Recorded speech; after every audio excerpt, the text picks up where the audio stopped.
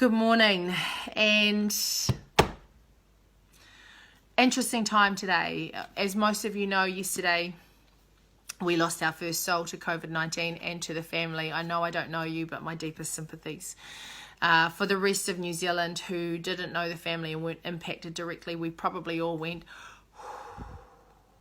and it probably settled quite deep into our soul because it's here and it's taken one. And so today what I thought I would do is I thought I would go the opposite way to digging deep into that stuff, and I would talk about gratitude. What? It's weird. She's a weirdo.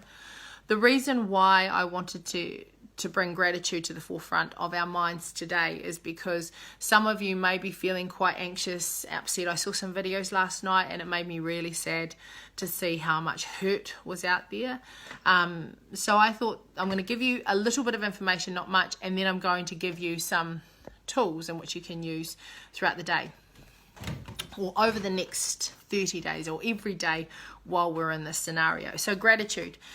Now this is a book called Jolt Challenge. It was a course that I did, about 12 years ago with Emma Barry. It was a 12-week course. It was fantastic. It was probably the most comprehensive self-development program I've ever been on. Very well done, very well thought through, great exercises, and the fact that I still have this stuff and I'm still bringing it to life after 12 years says it all, right? Okay, so results of a University of Texas study indicated that a group who did daily gratitude exercises reported higher levels of alertness, enthusiasm, determination, optimism, and energy than those that did not. Additionally, the people in the gratitude group experienced less depression, less stress, and were more likely to help others, plus exercised more readily and progressed towards their personal goals. Those who feel grateful are also more likely to feel loved, and gratitude encouraged a positive cycle of reciprocal kindness amongst people, since one act of gratitude encourages another.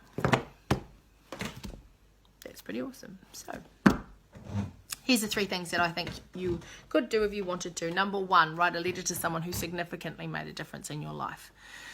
They don't have to get the letter, but make it really real. Live and breathe in it.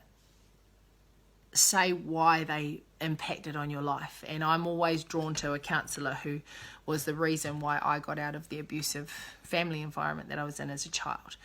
And I am often brought back to him, because if it wasn't for him, I don't know if I would be here. Or this version of me might not be here.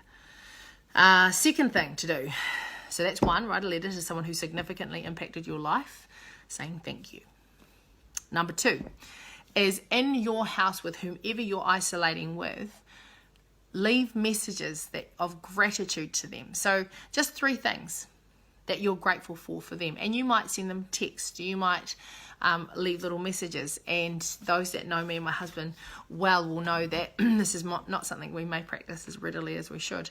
But I'm really grateful to my husband. He's been so patient since we've gone into lockdown, and he's really tried hard. He's been amazing with my baby niece, Isla, and so much so that he looked after Isla while me and Jay had a workout yesterday. And on top of all of that, he reminds us to just live and be in the moment. So I'm really grateful for those things. So thank you to my husband, and I will text him this as soon as I've finished this. He's training at the moment, and will probably think, what a weirdo. But that's okay. Never worry about how it's received. Just give it openly and see what happens. The third thing, if you're on your own, and please do this, write down 3 things that you're grateful for yourself, but then put them on a fridge or a wall or somewhere where you can see it readily throughout the day. Really important that you can see it. Why? Because initially when you write down those 3 things, there may be a little bit of friction. A little bit of friction between what you're writing and what you believe. So write it, and you can do this even if you're not on your own. Write it, put it somewhere you're going to see it readily, and then it will just quietly populate itself. So 3 things you can do. There is a plethora of stuff on the internet around gratitude and ways in which that you can express it, invoke it, and be in it. So please go and have a look. But if you cannot be bothered, try one of those 3 things. A letter to someone who significantly impacted on your life, 3 things that you're grateful for to those that you're living with. Send them a text, leave them a little message. This is something that Karen Vandermeer does very well.